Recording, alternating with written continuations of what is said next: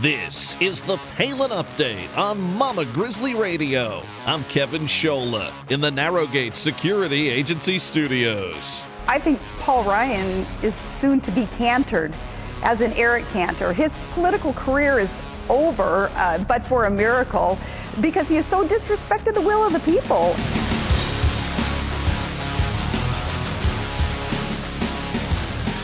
An important week for America and for Governor Palin. Palin goes rogue and endorses the man running to dump Paul Ryan. Paul Nehlen is going rhino hunting in Wisconsin as he looks to unseat Congressman Ryan, the current Speaker of the House. Today, Mr. Nehlen is here to talk about his run, the Palin endorsement, and much more. Paul Nehlen is coming up. Sarah Palin officially endorses Nehlen and calls out Ryan on his pettiness toward Donald Trump. We'll take a look at what the governor had to say.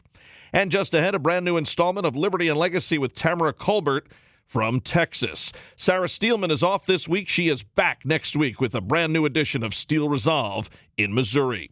Welcome to the Palin Update on Mama Grizzly Radio. The Palin Update is sponsored by Narrowgate Security Agency. Learn more at narrowgate.com. Well, Sarah Palin has never been shy to do and say what she believes in. This past week is a prime example of just that. The governor has endorsed Paul Ryan's challenger in Wisconsin's August primary. While Ryan continues to play ball in D.C., his challenger, Paul Nehlen, is a breath of fresh air, honest, hardworking, a real American patriot. And today, he joins us to talk about the Palin boost and his quest to dump Paul Ryan. And right now, we welcome Paul Nehlen to the Palin Update on Mama Grizzly Radio. Paul, how are you, sir? I'm fantastic. Thanks for taking a call today, Kevin. We're so happy to have you here. And, you know, it's funny, as I mentioned to you off the air, we heard you on another program. We read some of your tweets, and we were ready to have you on anyway and just didn't get around to calling you quite yet. And then, wouldn't you know, Governor Palin endorses you. That I said, oh, boy, we know who we're having on the program next week. Yeah, very exciting. I'll tell you, I was just thrilled that somebody who Andrew Breitbart thought highly of as a trailblazer reached out, and she does a very thorough vetting process. It's not as if she read a couple of my tweets and said, "Hey, I'd like to endorse this guy." She took a look. So I'm flattered by it. Honestly, I'm a business guy, and for somebody of national prominence like that to look at my campaign and look at me as an American citizen willing to step up against Speaker Ryan, I'm very grateful.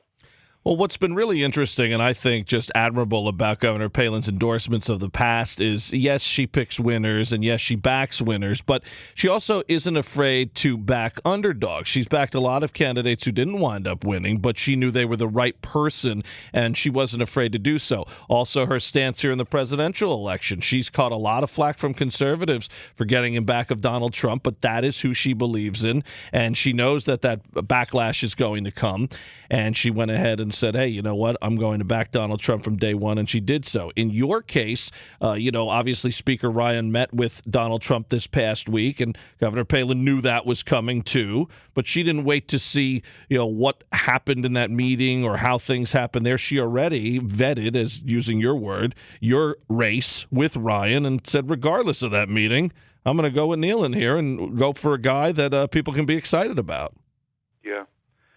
Yeah, Speaker Ryan set the bar pretty low, I have to say, but that does not take away from my exceptional gratitude to Governor Palin and her championing of America, really. We've seen some outsiders over the course of the last few years be able to come and win, and I think it really gives Americans all over the country hope, because so many times, as you know, people get behind a candidate that they believe in. They do everything from the door-to-door to the phone calls to the emails to the hard work, the whole blood, sweat, and tears, and they wind up losing by 30, 40 points, and then they feel like, well, what are we supposed to do? We know we had the better man or woman, and we still, wound up not coming out on top. But then when you see things like what happened to Eric Cantor after he went back on many of his promises in Virginia, people say, wait a minute, if we do go out there, really spread the message, and really head to the ballot box on primary day and then on general election day, we can make things happen. So is that the type of message you're trying to convey to Wisconsin and to the nation, not only why you're running, but that you can come out on top? Yeah, the message that I'm getting out really boils down to three main pieces. The Wisconsin's first district, does it belong to Paul Ryan? Of course not. Should it belong to his special interest buddies in D.C.? Absolutely not. Paul Ryan, I want to put a stop to his cronyism and corruption, and I want to secure that border and enforce existing immigration laws. Really not a hugely controversial platform that I'm running on. Think about it. Paul Ryan ignited my fuse by stepping out to champion this job-killing, industry-destroying trade deal, Trans-Pacific Partnership, with his initial support for Fast-Track Trade Promotion Authority. And I'm a manufacturing guy. I've been in manufacturing for since I was 18 years old. I was working in a factory at 18. I worked my way up to running that business. I've been running businesses all over. But if you look at Trans-Pacific Partnership, it'll export our jobs. It'll import foreign workers to replace us in our own jobs. But even worse than that, Section 27 sets up the Trans-Pacific Partnership Commission. That gives away our sovereignty. That literally sets the United States up like the United States of Asia. It sets us up like the EU, exactly like the EU, in fact, in as much as they haven't said where this commission will be based, but it'll be just like the EU when you've got Brussels. None of the countries that are in the EU can really pass their own laws without them being harmonized with other countries. That's a great way to basically give away the United States, is for Paul Ryan and his globalist corporate buddies, absolutely crony buddies in D.C. 83% of Paul Ryan's campaign financing comes from outside of Wisconsin's first district, the vast majority of which comes from large donations out of D.C. The same people that want to treat American workers like widgets, that want to treat global workers like widgets. Paul Ryan has said he will not back down on visas. H-1B visas are undermining Americans. I was just outside Abbott Labs a little over 2 weeks ago with Michelle Malkin and an attorney named Sarah Blackwell, who's doing pro bono work for workers whose jobs haven't left the country. People have to understand, these jobs did not leave the country. 180 people were told, you have 90 days to train your foreign replacement. It's coming in on H-1B.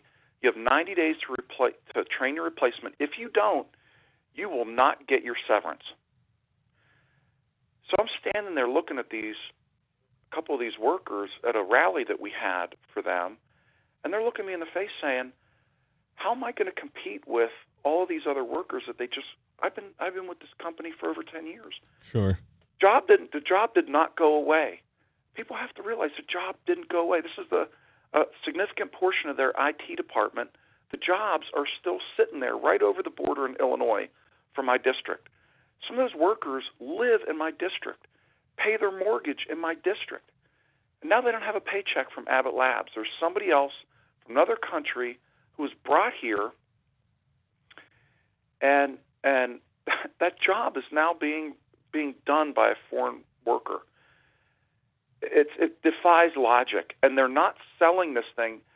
I've read some articles where I did 10 interviews yesterday. Yesterday alone, I was on national TV. I did local TV stations, local radio stations. I read some of the reporting on that.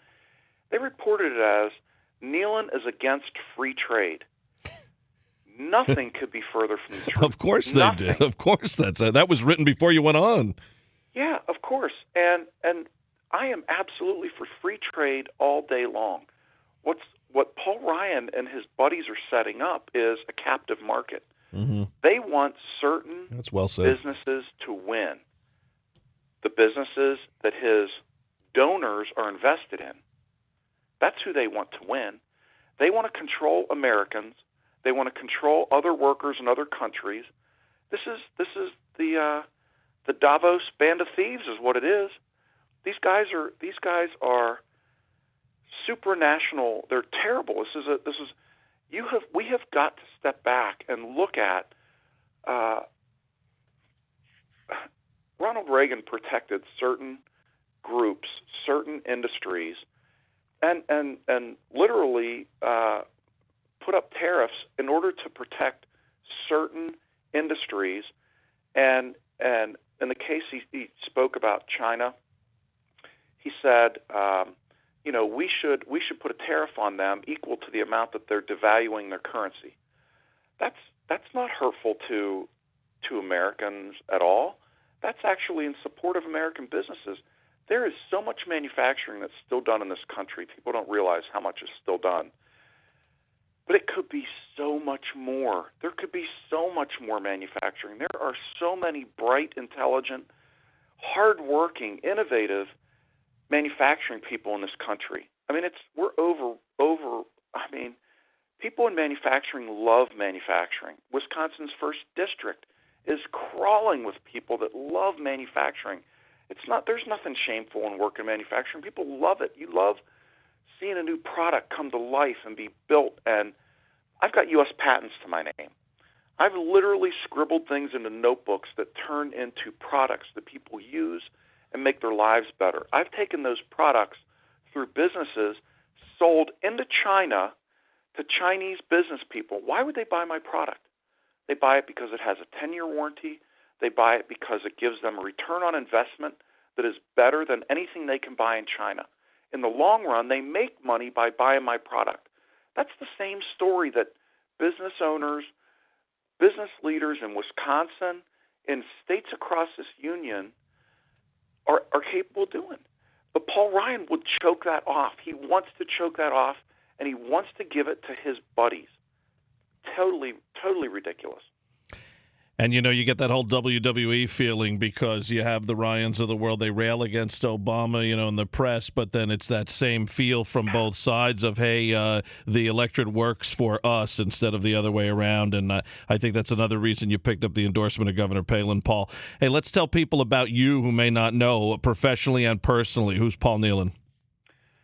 I'm a manufacturing guy to my core. I started in a factory at 18. I worked my way through an engineering degree at night while I was working. I ran that business. I've run businesses around the U.S., got my MBA at night while my kids were in college. Fortune 500 brought me here to Wisconsin, loved it, did a great job through the downturn, grew the business. I was in charge of business, couple sites here in Wisconsin. Wisconsin's first district. I was in charge at the same time of Buffalo, Mexico City, Modesto, California, Chicago. They said, you did a great job with this. We want you to run all of our businesses in Europe, the Middle East, and Africa for a company based out of Charlotte. I've run businesses in Mexico and Canada, in China. I've brought jobs back from Mexico. I've brought jobs from Canada to the United States. I've made more money doing that, making U.S. companies more profitable, bringing jobs back from other countries. And there's other business owners and business leaders that can do the same thing. They're doing the same thing now. But if you look at the number of regulations in this country from 1950 to today, there are 18 times more regulations that business owners have to deal with now than they did in 1950. If you look at our percentage of GDP driven by trade, from the 1960s, we had 9% of our GDP was driven by trade. Today, 30% of our GDP is driven by trade, and our GDP is down substantially. Our GDP average over that time period from the 60s to today is down, directly correlated to that trade situation that we find ourselves in. When you're manufacturing in the States, you get several turns on your dollar. So So when you're just buying something cheap from another country, cheap isn't always better. Cheap actually undermines this nation. And ultimately, Paul Ryan doesn't care. That's the thing. Paul Ryan doesn't care about American workers. He certainly doesn't care about Wisconsin workers.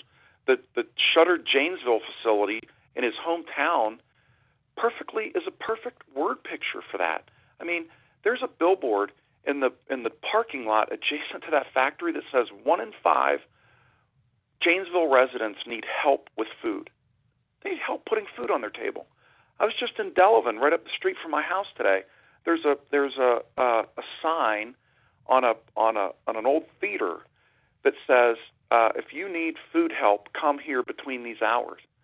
It's shocking that they Paul Ryan touts himself as a job creator or some guru on. He wrote an op-ed for the Milwaukee Journal-Sentinel telling small business owners he had the solution to jobs. It defies logic. To the core of my being, I've created jobs and seen businesses grow and become more profitable as a result of my being a catalyst. I'm a business leader, but I'm a catalyst. The people around me are the ones who get it done. They're the rubber on the road. I just let them see that they're capable of doing this, and then they light the world on fire. It's absolutely breathtaking. Some of the things that my coworkers and people who've worked for me have done. It's amazing. I love it. And on a personal note, Paul, I mean, we know you have a Harley, you have a tattoo. I mean, this is you mentioned Breitbart, you mentioned Palin. I think these are we see why you're likable. Yeah, I've got I love that Harley. I do. I have tattoos. I didn't live my life like I was going to run for Congress. There you go. You weren't like Al Gore that you wanted to, before creating the internet, you wanted to be president since you were born. No. Oh gosh, don't ever compare me to Al Gore. My gosh. Contrast, not compare. The contrast, okay.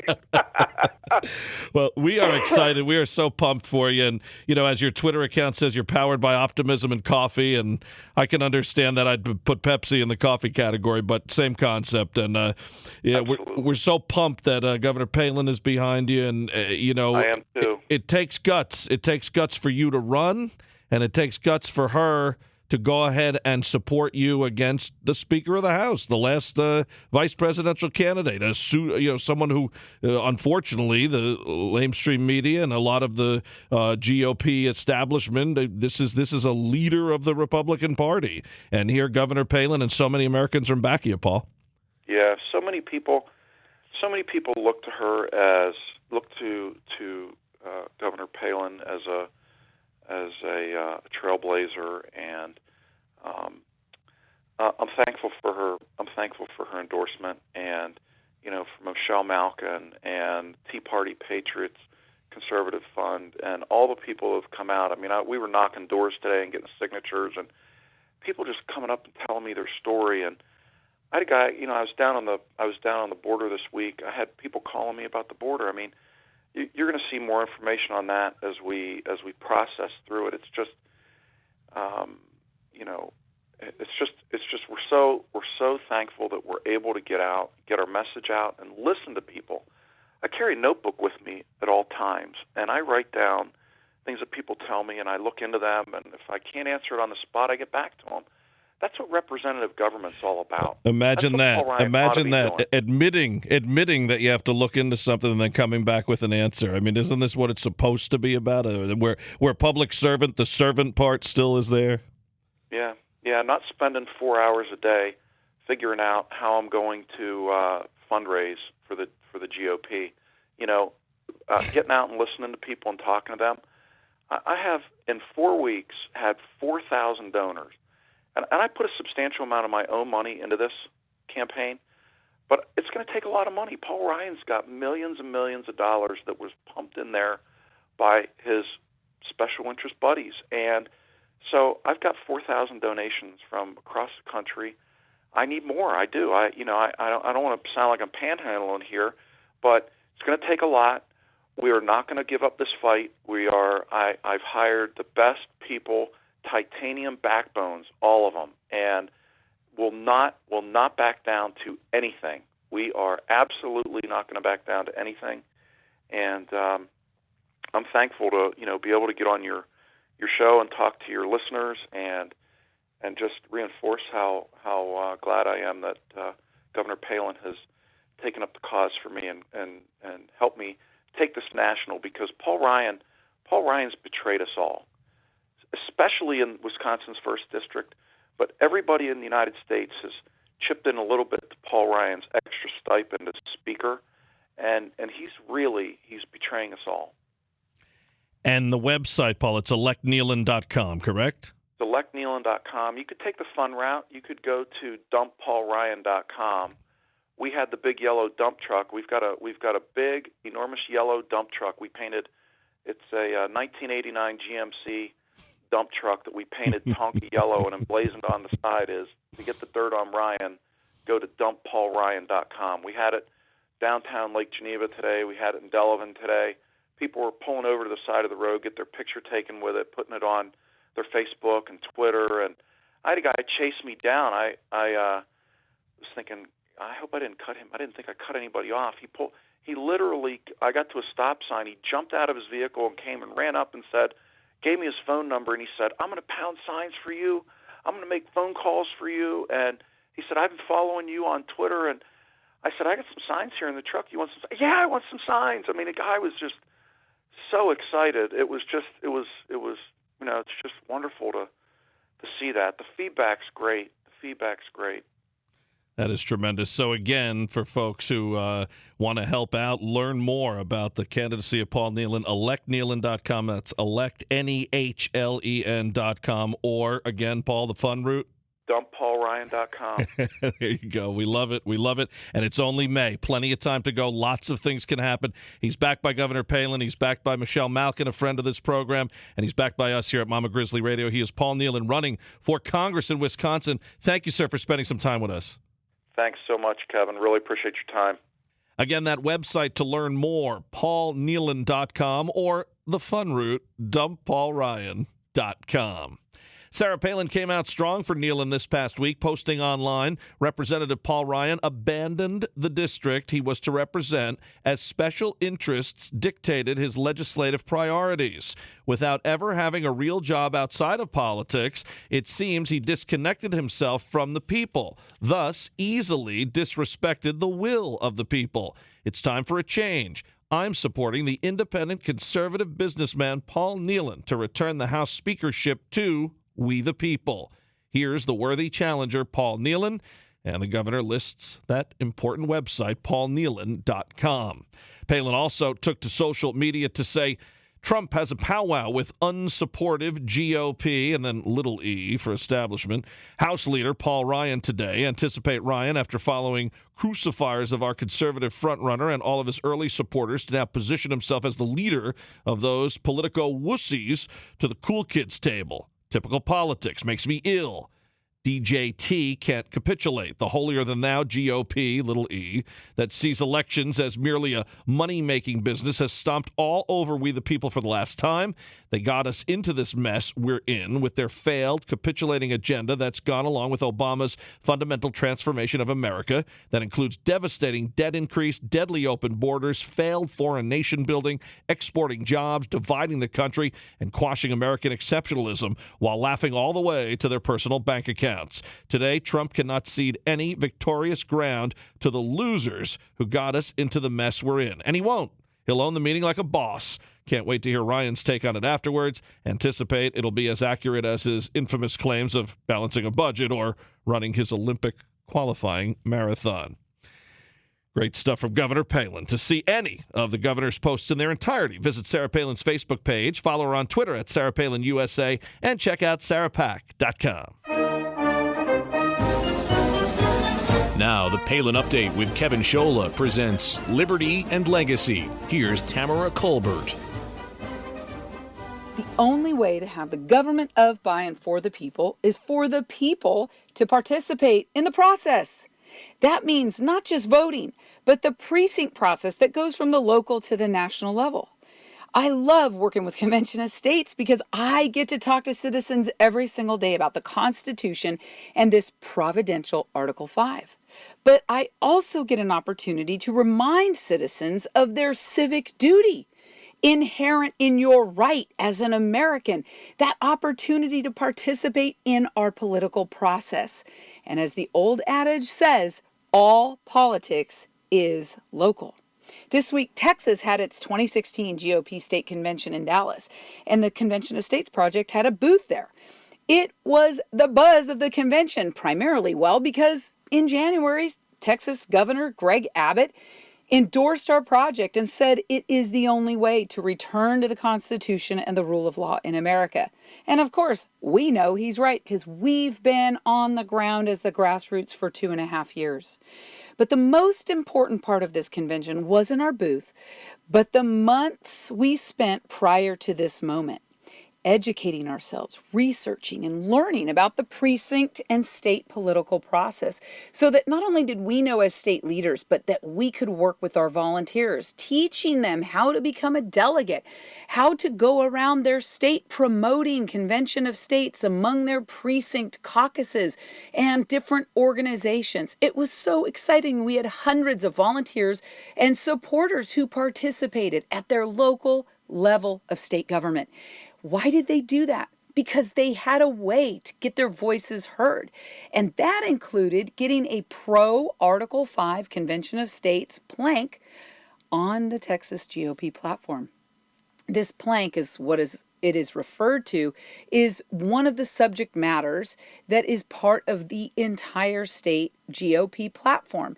What essentially it does is it gives weight at the legislative level. This is a battle, though, I have to be clear, not against the left, but against fear-mongering anti-constitutionalists within the conservative and Republican Party. The primary concern from these folks is totally unfounded. They came by the booth, couple of them, handful, actually scared to come by the booth because we had literally at any one time 30 people around our booth. It was so exciting. But those that did come by and say meekly and quietly that they were scared of a runaway, I laughed. We all did. Because Monday through Friday, every single day of the week that Congress is in session, we have a runaway government on Capitol Hill. D.C. is lawless, and we saw that this week firsthand with a president who is arbitrarily deciding to make every public school bathroom and locker room in America his courtroom of public opinion, right? Trying to turn these kids' lives upside down on a transgender issue. I'm sorry, when you have less than 2% of an American population, that's not even close to even being called a minority. That's a sub minority. And you know what? The other thing is, you don't really hear this community, this group of people being so vocal. What you hear about is the Department of Justice. You hear the president talking about it. Get out of my face. That's what I say. So can anyone tell me who from the Republican side of the aisle stood up this week against this? Can you hear that? It's called crickets. Because outside of the governor of North Carolina and the state of Texas, who has been very vocal this week, talking about this issue, we've got nothing, folks. Not a doggone thing. The bottom line, friends, is that liberty resides with you and me. We the people. This is our country. If we don't stand up, then we don't have a country. The best part about participating and being at this booth was meeting all these Convention of States and grassroots volunteers who really, really reiterated this is the only way to save America. And they were so excited because they came by the booth and they picked up their materials and they walked through the convention handing them out. It was unbelievable. All walks of life, all denominations, all faiths, all backgrounds, economic, racial, everything. I love these people. And once again, these amazing grassroots outmatched our opponents by an overwhelming majority, really. We came to show up, stand up, and speak up at this Convention for Liberty here in Texas. These people inspire me. They are amazing. I love them all like sisters and brothers of liberty. It's amazing. Our booth was incredible. A buzz with legislators showing up, supporting our efforts, telling us they are ready to go. They want this to be the first bill passed. Standing there, meeting the grassroots. So excited, thanking them for standing up for liberty because that empowers them as legislators. But the point that I always try to make when talking with the grassroots is that civic duty is not a hat you just put on during an election year. Civic duty is a privilege you're born with as part of your American birthright. This liberty muscle needs regular exercise so it doesn't atrophy. Our volunteers pounded committee hearings, emphasizing the need to use the Constitution to battle back federal tyranny. At one committee hearing, we had more than 3/4 of the testimony from our volunteers, including having multiple people trying to testify on other topics, say, "Uncle, okay, Convention of States, we get it. Can you let somebody else speak?" It was awesome. But during this final battle of the platform committee, where we managed to get our Convention of States Article 5 language, not just positioned and elevated, but we managed to get it as one of the top 5 legislative priorities for the Texas Republican Party for the next 2 years. As Donald Trump might say, this is huge and so exciting. Remember that the war against this growing socialist tide in America is comprised of smaller battles all over the nation. It's getting these resolutions passed state by state by state. It's winning your precinct battle. It's winning at your convention. It is meeting the people right where they are, going into the churches that make you feel uncomfortable, going into the civic groups that make you feel uncomfortable, and telling them, proclaiming this incredible message of liberty that applies to everyone. We must be active. Are you active in your state? Do you want to learn more? Tweet me at Tamara Colbert, #Mama Grizzly Radio. The time is now to fight. Join me, conventionofstates.com. Thank you for promoting liberty and legacy. We love you. Have a great week. I'm Tamara Colbert for Mama Grizzly Radio. Tamara Colbert in Texas. Tune in for more Liberty and Legacy next week. And to learn about Convention of States, head to conventionofstates.com. Sarah Steelman is on assignment. She is back next week with a brand new Steel Resolve. The Palin Update, including Liberty and Legacy and Steel Resolve, is on demand and available for download. So just head to mamagrizzlyradio.com, pick the show you want to hear, and you can listen anywhere, anytime. Well, that'll just about do it for this edition of the Palin Update on Mama Grizzly Radio. Visit mamagrizzlyradio.com for continuing coverage of Governor Palin. Also, like Mama Grizzly Radio on Facebook and follow us on Twitter at Mama Grizz Radio, at Kevin Scholla, at Tamara Colbert, and at Sarah_Steelman. And I'm doing some writing for Breitbart News. Go to Breitbart.com and search Kevin Scholla. I want to thank Tamara Colbert and everyone here at Mama Grizzly Radio. Thanks to Paul Nehlen, and thank you for listening today. A special thanks to our sponsor, Narrowgate Security Agency. Visit narrowgate.com.